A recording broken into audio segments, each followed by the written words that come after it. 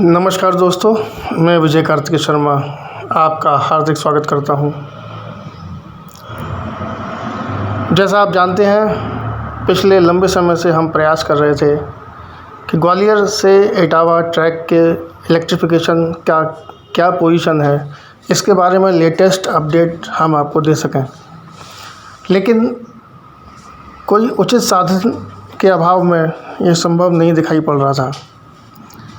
पिछले दिनों जैसे ही ग्वालियर इटावा के बीच में रेल संचालन शुरू हुआ, तो इस बार हमने रेल के माध्यम से जानने की कोशिश की है कि ग्वालियर इटावा के बीच में इलेक्ट्रिफिकेशन के कार्य का रियल अपडेट क्या है।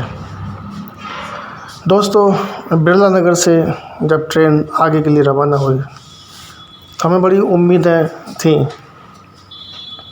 कि जिस तरह से ग्वालियर शिवपुरी के बीच में तेज़ी से इलेक्ट्रिफिकेशन का काम हुआ और बहुत जल्दी ही वहाँ से इलेक्ट्रिक इंजन के साथ ट्रेनों का संचालन भी शुरू हो गया, उसी तरह की तेज़ी और फुर्ती यहाँ भी देखने के लिए मिलेगी। लेकिन सच कहूँ तो काफ़ी हद तक निराशा का सामना हुआ, क्योंकि आपको ध्यान होगा सितंबर में भी मैंने एक अपडेट आपको प्रस्तुत किया था। तो ये सच्चाई जानकर मन में बड़ा दुख हुआ कि जो अपडेट सितंबर में दिया गया था, यानी 6 महीने पहले, उसमें और आज की अपडेट में काम में ना के बराबर ही तरक्की हुई। जैसा आप देख पा रहे हैं, हमारी ट्रेन बिरला नगर मेन लाइन छोड़कर भिंड वाली लाइन पर आ चुकी है और यहाँ पर हम इलेक्ट्रिफिकेशन के लिए जो फिक्चर्स खड़े किए जाते हैं, खंभे, वो खड़े हुए देख रहे हैं और उन पर कुछ फिक्चर्स भी लगे हुए देख सकते हैं। लेकिन वायरिंग का काम अभी पूरी तरह से अधूरा है। दोस्तों, दूसरी बात मैं ये भी बताना चाहूँगा कि जैसे जब ग्वालियर शिवपुरी के बीच में इलेक्ट्रिफिकेशन के काम को कवर किया था, तो पनियार के आसपास हमें बहुत सारी मशीनें और स्टाफ दिखाई दिया था, जो इस बात का संकेत था कि काम चल रहा है। लेकिन यहाँ पर पूरे इटावा तक हमें कहीं पर भी ना आते समय और ना जाते समय किसी तरह की मशीनें और स्टाफ दिखाई दिया, जिससे ये उम्मीद बंधे कि ये काम जल्दी ही गति पकड़ेगा और पूर्णता की तरफ चलेगा। जैसा आप देख रहे हैं, खंभे खड़े हैं, उनके लिए स्टैंड भी बना दिए गए हैं, लेकिन वायरिंग का काम फ़िलहाल रुका हुआ है। ये काम क्यों रुका हुआ है, इसका जवाब तो कंपनी के अधिकारियों के पास है और रेलवे के पास है। लेकिन लोगों के मन में इलेक्ट्रिफिकेशन के लिए जोश है, उसको देखते हुए कहा जा सकता है उनके लिए खबर बहुत ज़्यादा अच्छी नहीं है। हमारी ट्रेन भदरौली के आसपास है, लेकिन यहाँ भी हम देख रहे हैं कि खंभे खड़े हुए हैं, फिक्चर्स लगे हुए हैं, लेकिन वायरिंग अभी नज़र नहीं आती।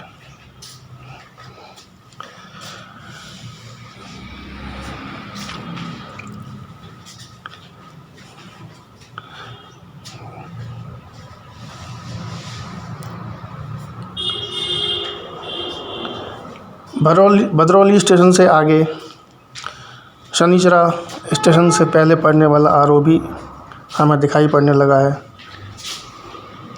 खंभे लगे हैं, कहानी वही है। शनिचरा स्टेशन पर हमारी गाड़ी प्रवेश कर रही है।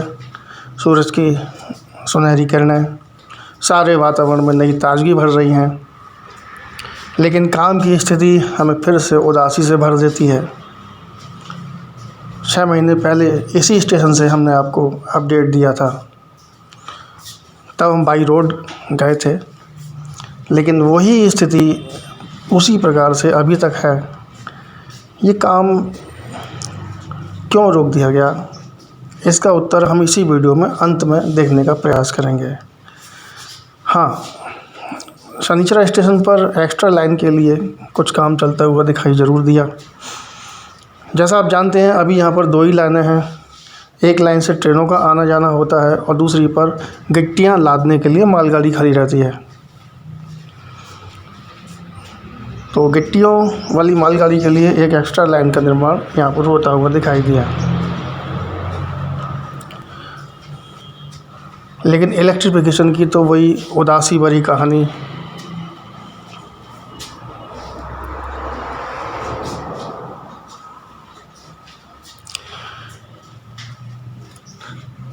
इस ही सीन को हम दोबारा बाहर निकलकर देखने का प्रयास करते हैं। देखिए बिल्कुल स्पष्ट दिखाई दे रहा है। हालांकि पॉजिटिव रूप से कहें तो ये भी कहा जा सकता है कि सिर्फ वायरिंग का ही काम बाकी है, बाकी सारा काम हो चुका है। लेकिन ये स्थिति 6 महीने पहले भी ऐसी ही थी। 6 महीने से लगातार काम क्यों रुका हुआ है, ये एक सोचने की बात है। The great Shanichara curve. दोस्तों मेरा प्रयास होता है कि जब भी यात्रा करूं आपको इस शानदार मोड़ के नज़ारे ज़रूर दिखाऊं, क्योंकि यहाँ से मुड़ती हुई ट्रेन प्रकृति का एक अद्भुत सौंदर्य पेश करती है जो हमेशा मेरे मन को मोह लेता है। तो दोस्तों अब हम मालनपुर रेलवे स्टेशन में प्रवेश करने जा रहे हैं। मालनपुर तकनीकी रूप से भिंड जिले में आता है, पर इसका सारा लाभ ग्वालियर से निकटता की वजह से मिलता है। यहाँ पर ड्राई पोर्ट भी है, जैसा आप देख रहे हैं। सूखा बंदरगाह भी इसको कहा जाता है, शुष्क बंदरगाह।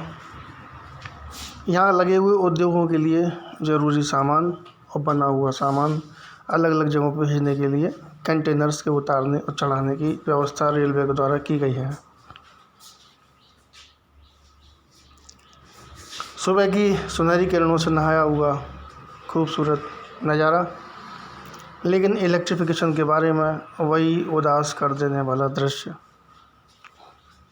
आपको खंबे खड़े हुए दिखेंगे, लेकिन वायरिंग का काम अभी बाकी है।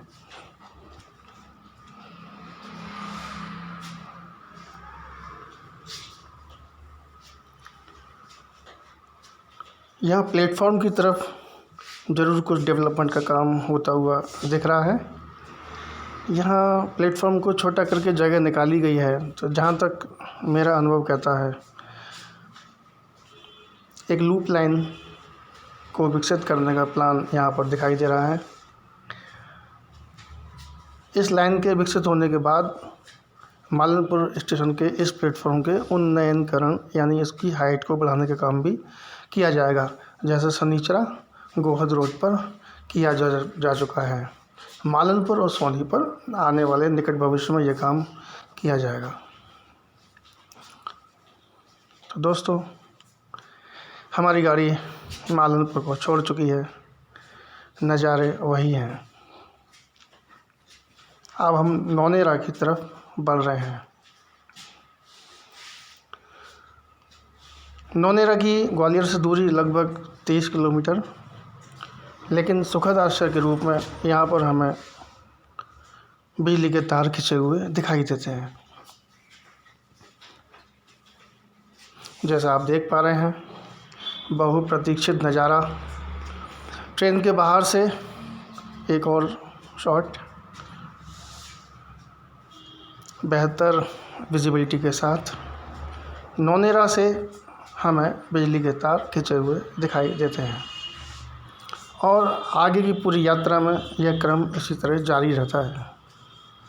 गोहद रोड, सोनी, भिंड तक यही सिलसिला लगातार चलता हुआ दिखाई देता है। भिंड के आउटर में कुछ नए पोल लगाने के लिए ये गड्ढे खुदे हुए दिखाई देते हैं। ये गड्ढे एक एक्स्ट्रा लाइन और जो स्टेशन की बगल से पावर हाउस बन रहा है उस तक बिजली ले जाने के लिए हो सकते हैं, क्योंकि रेलवे स्टेशन पर तो काम पिछले 6 महीने पहले जो अपडेट दिया था उसमें भी हमने आपको बताया था कि पहले ही पूरा हो चुका है। तो ये जो गड्ढे दिखाई दे रहे हैं, निश्चित रूप से ये गड्ढे एक एक्स्ट्रा लाइन या पावर हाउस से करंट की सप्लाई के लिए बनाए गए लगते हैं। भिंड रेलवे स्टेशन मध्य प्रदेश का सीमावर्ती जिला रेल संपर्क से जुड़ जाने के बाद अब धीरे धीरे विकास की ओर बढ़ता हुआ।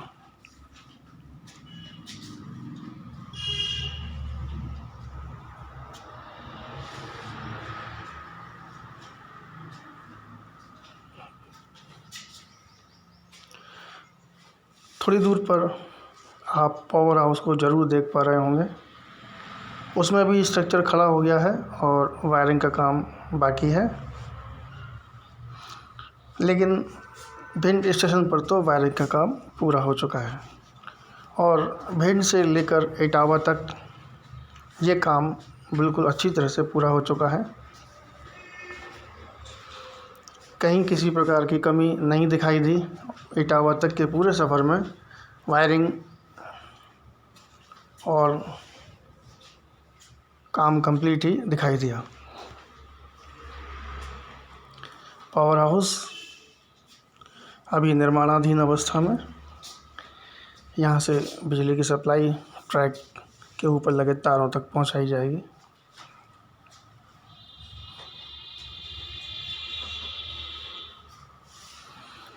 भिंड रेलवे स्टेशन के प्लेटफॉर्म नंबर 1 के विस्तार का भी काम जारी है।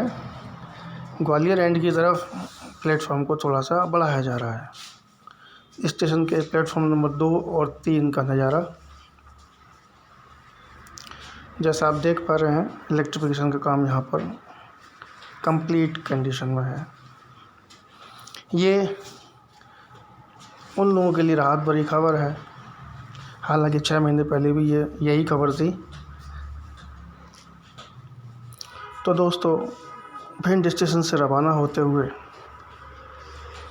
हमारे मन में ये सवाल ज़रूर उठता है कि ऐसा क्या कारण हुआ कि इस सेक्शन पर अचानक काम रोक दिया गया।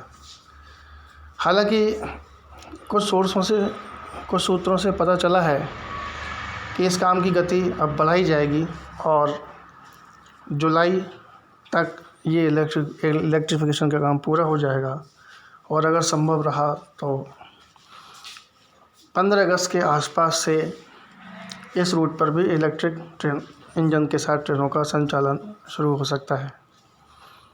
लेकिन सवाल यही है कि ये रुका तो रुका क्यों। तो दोस्तों, यात्रा के दौरान कुछ रेलवे सूत्रों ने मुझे बताया